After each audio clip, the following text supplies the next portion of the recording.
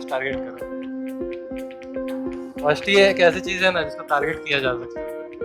जैसे मैं test series दे रहा था तो मुझे तो पता चल गया था कि कितना भी खराब हो अपन तो 100 में है, तो या तो मैं आराम से रिलैक्स हो जा सकता था या फिर मुझे वही टारगेट को अचीव करना हो सकता था। टारगेट भाई फर्स्ट, सब टारगेट फर्स्ट करें। अब तुम बोलोगे कि फर्स्ट तो सर एक ही आएगा, लेकिन टारगेट सब फर्स्ट करोगे तो कोई तो कुछ मिल ही जाएगा।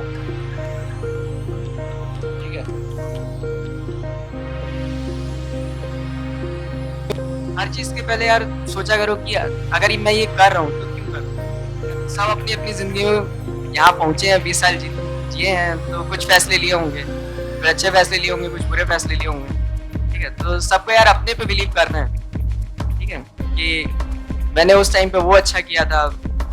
कभी भी बुरा वक्त आता है, बहुत बुरा वक्त आता है, मैं तो बस डिप्रेशन में बैठ जाता था, बस ऐसे ही बैठा हूँ 1 घंटे तक, जो देखता था मेरे दोस्त, अरे क्या हुआ, मैं कुछ नहीं, सब ठीक हो जाए, मजाक।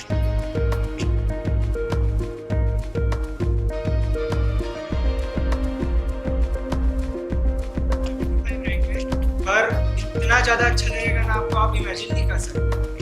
मतलब मेरा रिजल्ट मैं 12:30 बजे डिक्लेयर हुआ था, मतलब रिजल्ट डिक्लेयर हो चुका था पर सर्वर बिजी रहता तो खुलता नहीं, तो मेरा रिजल्ट 12:30 बजे खुला।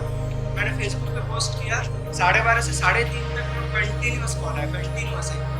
मैं पानी नहीं पी पाया था, पता है, सच बता रहा हूँ, पानी नहीं पी पाया था। मतलब आपको लग रहा है वो बढ़ा चढ़ा के बोल रहा हूँ। मतलब मेरे मोबाइल में फ़ोन आ रहे, बुआ के मोबाइल में, पापा के मोबाइल में, लैंडलाइन में फ़ोन आ रहा है, फिर न्यूज़पेपर वाले कॉल करके आपका टेलीफोनिक इंटरव्यू ले रहे हैं। आपके जो दूर दूर के रिश्तेदार हैं जो 10 साल से याद नहीं किए होंगे, वो लोग आपको याद करते हैं।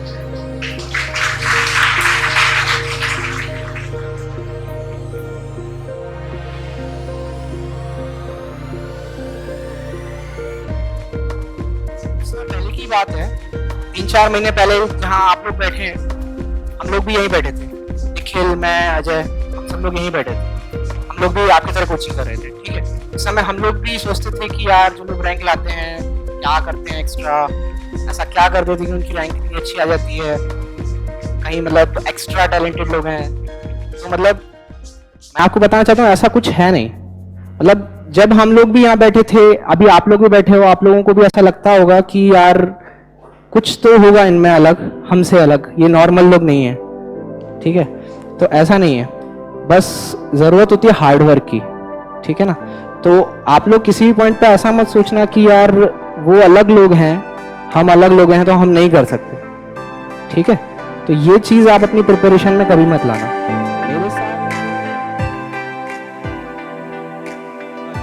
मेरे फ्रेंड लोग तो गए हुए थे कोल इंडिया का पेपर देने।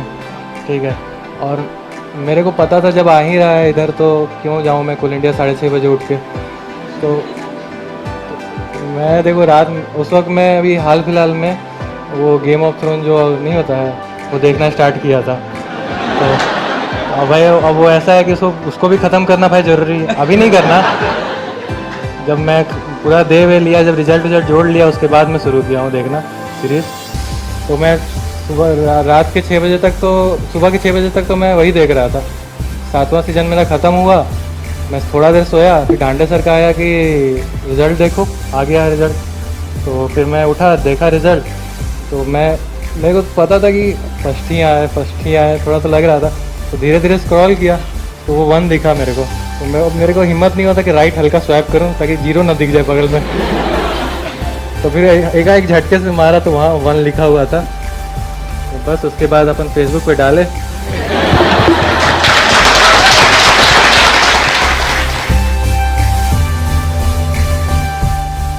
लक जो आता है ना तुम्हारे मेहनत से आता है। वो लक देखो, कुछ बोलते हैं यार मेरा लक उस दिन ख़राब था, ये था, जो भी था। लक प्रोपोर्शनल तो मेहनत है, कि तुम्हारा मेहनत कर रहे हो ना स्टार्टिंग में, तो लक तुम्हारा इम्प्रूव हो रहा है। और जैसे अभी बात चल रही थी लक फैक्टर पे, तो मैं एकदम ऑनेस्टली बोलूँगा ना कि मैं बिलीव नहीं करता। और मतलब मैं बिलीव करता हूँ कि लक को बीट करने में। लक क्या कर सकता है आपको। मान लीजिए आपने गेट में 10 सब्जेक्ट आते हैं, आप 6 सब्जेक्ट पढ़ के गए, तो आपके 4 सब्जेक्ट छूटे हुए, तो आप तब लक पे डिपेंडेंट होते कि गेट में 65 क्वेश्चन में कितने 6 सब्जेक्ट से क्वेश्चन आ रहे हैं, कितने 4 सब्जेक्ट से क्वेश्चन आ रहे हैं। पर लक को कैसे बीट करोगे। आप 10 के 10 सब्जेक्ट एकदम तगड़े करके जाओ, आपको क्या उखाड़ लेगा लक। आ रहा है, 4 बज गया, 5 बज गया, 6 बजे नींद आया, तो जैसे तैसे उठे फिर कोचिंग भागे। बहुत लोग होते हैं कि जो रात रात तक फेसबुक व्हाट्सएप चला रहे हैं, और मैं बता रहा हूँ आखिर में ना आपको बहुत भारी पड़ेगा वो। मैं खुद समझ सकता हूँ कि ना छोड़ना मुश्किल है, एकदम ऐसे एक बार में नहीं छोड़। जो टॉपर लोग रहते हैं ना, उनमें ये एक कॉमन पार्ट रहता है, सेक्रीफाइस सबको करना पड़ता है। मुझे ना फुटबॉल खेलना बहुत ज़्यादा पसंद है। जैसे हो सकता है नाइटी रायपुर वाले तो हो सकता है कुछ लोग जानते भी होंगे, मैं इंटर 90 भी 2 साल खेलने गया था। मतलब फुटबॉल एकदम मेरा पैशन ही है। ऐसा कि ना मैं खाए भी ना रह सकता पर खेले भी ना नहीं रह सकता, तो हर दिन खेलने को चाहिए ही करके। पर आखिर में ना ऐसा हो जाता है कि आपको वो भी छोड़ना पड़ेगा। इसलिए एक सिंपल सा डेमो देता हूँ।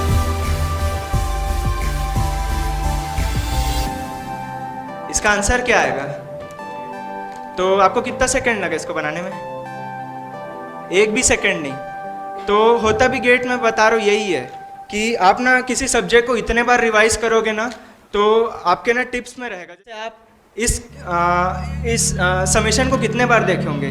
क्लास 1 से चालू किया आप पढ़ने अभी 15-16 साल हो गए हैं, तो कितने 10,000 बार कम से कम इस चीज़ को देखे होंगे। तो आपको अब तो इसको सोचना भी नहीं पड़ता। और बात यही आता है रिवीजन में भी, आप जितने बार रिवीजन करोगे ना, तो वो सब्जेक्ट इतना आपके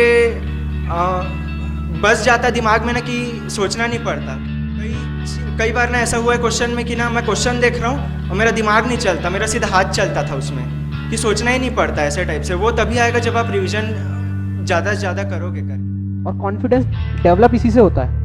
आपको अगर आधे टॉपिक्स आ गए, आपसे उसके क्वेश्चंस बन रहे हैं ना, तो कॉन्फिडेंस अपने आप आएगा। और वो कॉन्फिडेंस में आप एक दो सब्जेक्ट जो आप हो सकता है कि आखिरी में छोड़ रहे हो या फिर आपको थोड़ा डिले कर रहे हो, आपका मन करने लगे यार नहीं मैं यूनिवर्सिटी वाला बाद में करूँगा, पहले मैं ये क्वेश्चन कर लेता हूँ। अभी से इसलिए बोल रहा हूँ कि टाइम ना पढ़ाई पे दो, ये क्योंकि ना टाइम वापस नहीं आएगा। मैं सच बता रहा हूँ, आप कुछ भी कर सकते हो पर टाइम वापस ला के ना जाके चीज़ें सही नहीं कर सकते। करना है तो आपको आज ही से करना है, और समझदार लोग कर लेंगे, बता रहा हूँ। बहुत लोगों के अभी जैसे इतने लोग क्लास में बैठे ना, तो मैं गारंटी बोल सकता हूँ कि कुछ लोग ना इतना सुनने के बाद भी ना वापस जाएंगे उसी चीज़ों पे कि छोड़ यार अभी टाइम है करके। पर मैं बता रहा हूँ टाइम ऐसे निकल जाएगा ना, आपको हवा नहीं लगने वाला। 35 से 45 मार्क्स आए 100 में, तो प्राइवेट सेक्टर कोर कंपनी में नौकरी के लिए आपके चांसेस वेरी हाई है। Magic figure is 65।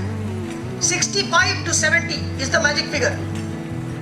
65 to 70 के बीच में अगर आया, you will get everything that you expect out of GATE examination. That I have seen a lot of people in their life compromising on small things, on their dreams, because of certain requirements or certain conditions around them. What is that? Job.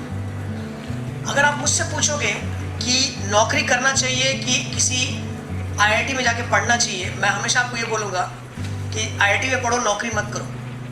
जिंदगी पड़ी है हमारी नौकरी करने के लिए, हम पैदा लिए नौकरी करने के लिए। 40 साल नौकरी करने वाले हो, मैं 2 साल बोल रहा हूँ आपको, you should must study in a very very good institution. एक बार लाइफ में हर इंसान को किसी IIT, IISc या IIM से जरूर पढ़ना चाहिए।